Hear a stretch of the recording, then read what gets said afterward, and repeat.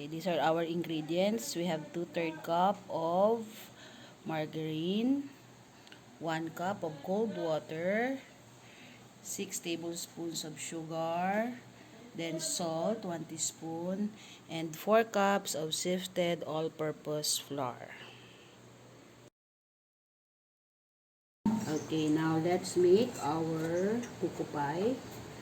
So, we just have to mix the sugar and salt, okay, in our dry ingredients. And then we have to cut in the margarine. Okay, we have to mix it with our flour.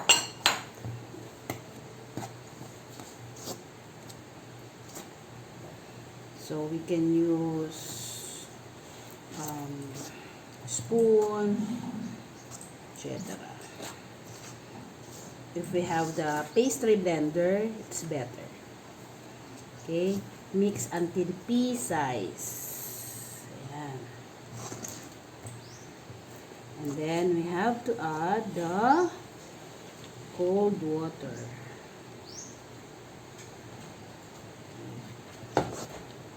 Cold water so as not to form the gluten. For us to have flaky crust. You just have to continue this. Okay. Add more water.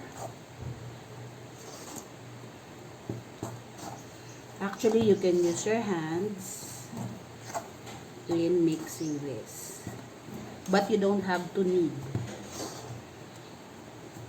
You just have to cut in.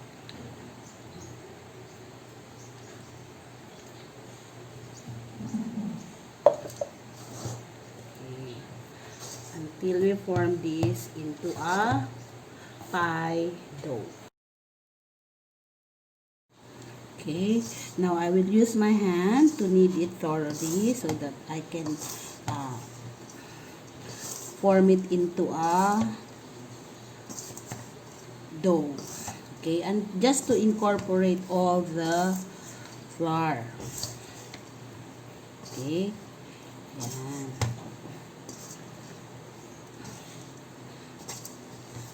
Now that I finish, okay, I molded and I formed it into a ball. Okay, I will rest it for a while. Meanwhile, these are our ingredients. So we need cornstarch, the buko meat chopped into cubes or sliced into bite pieces. We have the coconut water, white sugar, vanilla, and milk.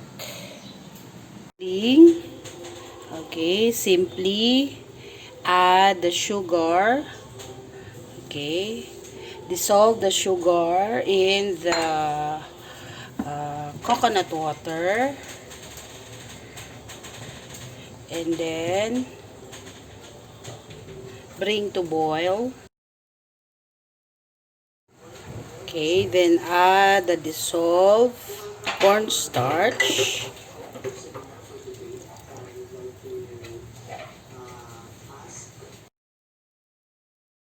Okay, add the young meat of coconut. Then add the vanilla.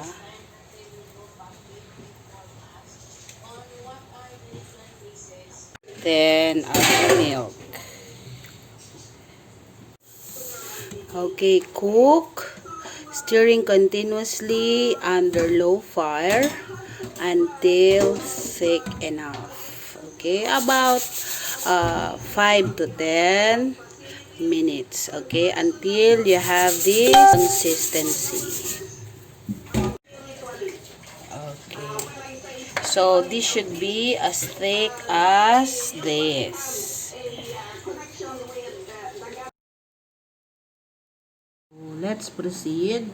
So after resting for a while, okay, we are going to cut it into small pieces so it's easier for me to roll. So with the help of a rolling pin, okay, I'll flatten it. And then, okay, and it's already flat. Oh, by the way, I already greased the small pie plate. Okay, wherein I will put this pie crust.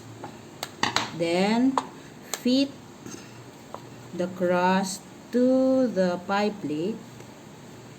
Okay, so I'll just tuck in the excess because I love crust. I love pie crust. Okay, so as it says this, and then we are going to prick slightly, and then we can put now the. So here is our cooked buko pie filling. Fill the pie crust with enough filling. Okay. Level it. Just put enough. And then we are going to cover it with the top crust. Okay. For the top crust, you can be very artistic. Okay.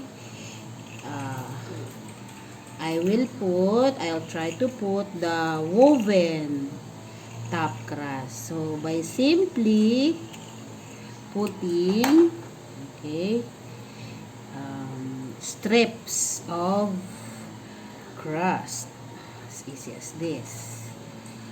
Okay. And then, I'll cut the extra. And then, I'll turn this here, then insert another one. So we will weave. Oh. Then on the other side.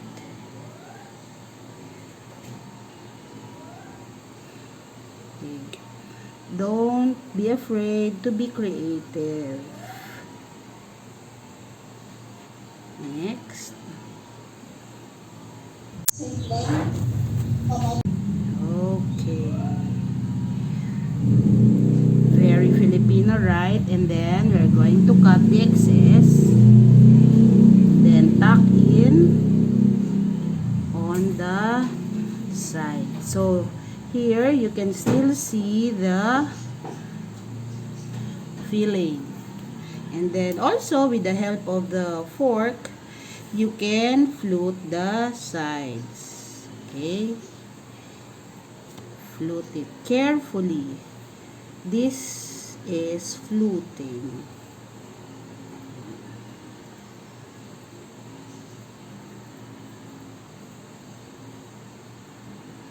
Okay?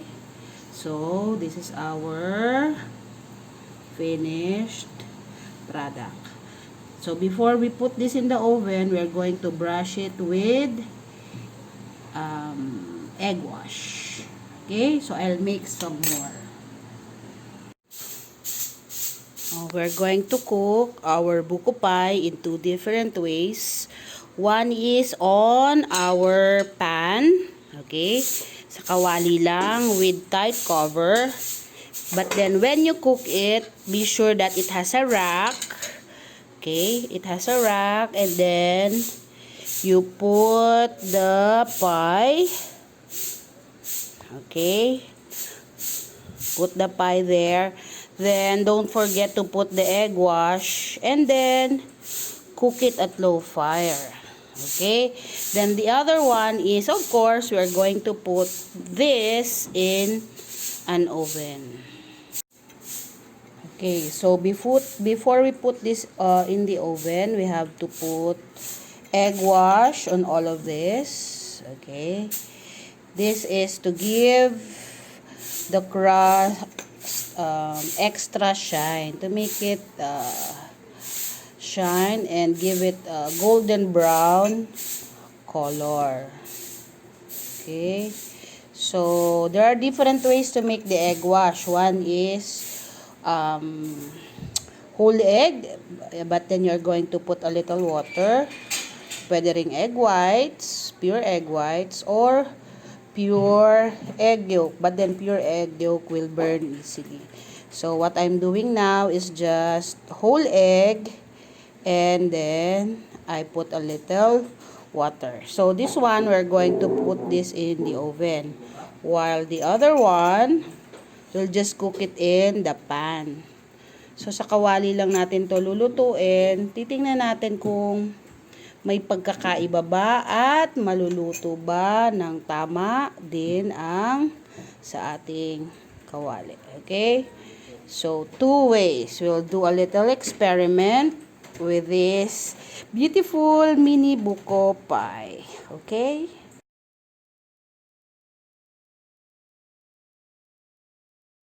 Okay, this is our finished product in oven. Ayan, sarap.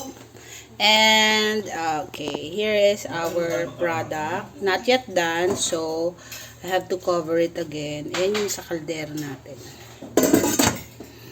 Few more minutes. Okay, this is very nice. Check na natin. Wow, ang ganda ng kulay. Okay, so this is our baked product. Our buko pie in pan. Okay? So, pwede po talagang mag-bake gamit lang po ang kawali. Basta saradong-sarado lang siya. Okay?